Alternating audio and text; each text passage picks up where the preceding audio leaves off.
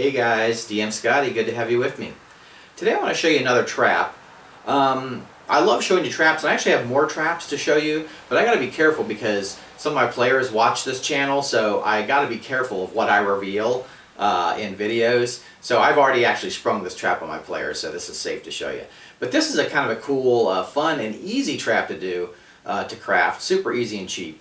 I call it the Jaws of Death, and you'll see what I'm talking about when we go to the video. So let's go to the table, and you will see the Jaws of Death.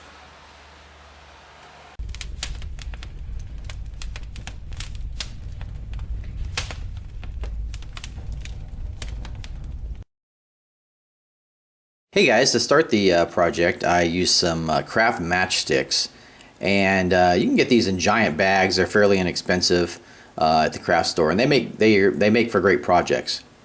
So what I did is I cut these sticks, some of them off. I cut them to 2 inches, and you can see I have a pair of craft scissors here that are a different type. They're not like the standard scissors. They're more like you pull them together and it cuts. And these are a little bit serrated on the edges, so the blade is like stronger. So these are really good for cutting this type of wood material. You can do popsicle sticks with them, and all the other kind of wood sticks. They make cutting easier, and you can put more pressure on the blade by pulling the two sides together as opposed to like a regular pair of scissors. Now here you can see I've made kind of a cage-like structure. I laid 2 matchsticks down and then laid 4 across. So but basically what I'm doing is I'm doing like a square with a lattice type structure on it. Now you can see I have the white glue. I use the Elmer's glue, all the PVA glue, because I find that hot glue on this kind of small stuff can just be really messy.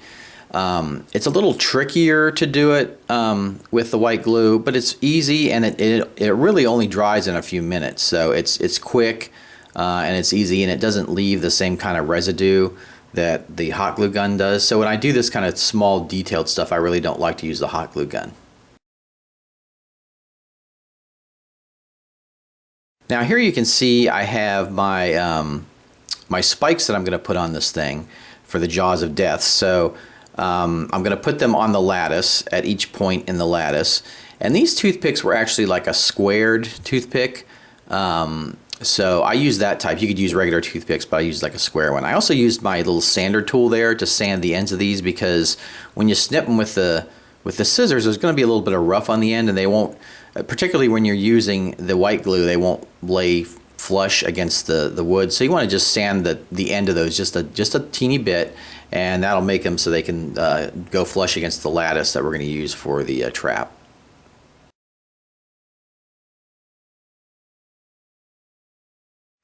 Here is my completed lattice for the trap. So I've just taken 2 other sticks and did them across the lattice. And you can see on the end there I've got a post. So I just had a basswood, I think it's a 1/4 inch piece of basswood I cut to be the post for this trap that's going to swivel on that post. Okay, so now I'll put the spikes on.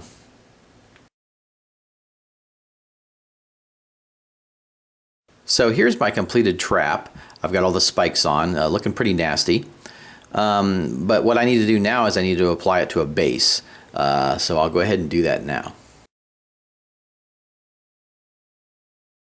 So now I'm going to use a washer. So I've got the larger hole washer, and it's a fairly thick one that I'm going to use for the base. And I'm going to glue it to a piece of cardstock with a hot glue gun.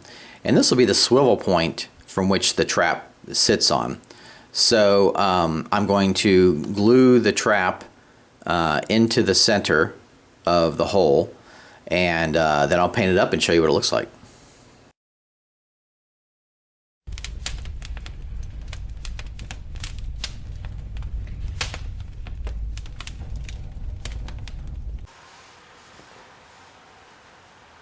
Here we go. I have it tight on this dungeon corner here. There's a torch at the end of the hall, so the players are, carefully coming down the hall. The rogue's checking for traps, and they're all kind of lining up and moving up to the corner carefully. Now this is where the trap comes in, okay? So really they can't really see the trap in this hall because it's over here. So that's a nice kind of trick. So the hall would seem clear, but you could have, you know, the trap would be, you know, essentially like this, right? Okay, so in my game I had a couple goblins who set it off, but you could have a pressure plate or something. So the goblins were waiting, you know, right beyond the trap. So as soon as the players, you know, spring it, they can charge into action.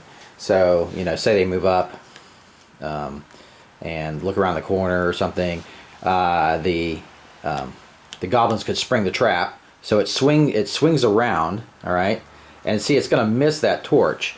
So, you know, boom, it could hit those two like that, you know, pinning them against the wall. So you could set them up against the wall, or, you know, off the tile there, like that. There you go. Okay, so it's got them like pinned up against the wall. The poor mage is like, oh God, what the hell? So, you know, then the goblins run around, and, you know, and they're attacking. So they're trying to get out of the trap. They're fighting the goblins and everything. So that's a nice little nifty trap. Let me give you a look at it here. So you can see I have the washer there. Now I did paint the washer with the texture paint before I applied the grate, the lattice here to the trap. I just painted most of the trap wood, and then the spikes, the spiky toothpick ends, I just painted them a gunmetal, so they look like they're you know, protruding from the trap. So yeah, really simple, easy to do trap, but very effective and scary. So yeah, so there we go. There's the Jaws of Death trap, and I'll see you next time on the DM's Craft. Hey crafters, I hope you've enjoyed this episode of the DM's Craft. Make sure to subscribe, and I have tons of other videos, as you can see. I am the originator of the 2.5D method of crafting tiles. I also do dirt cheap terrain for the table. If all this intrigues you, make sure you check out all the videos below. Also, join my forum. We have lots of great crafters on there who give advice. I have a link above and below.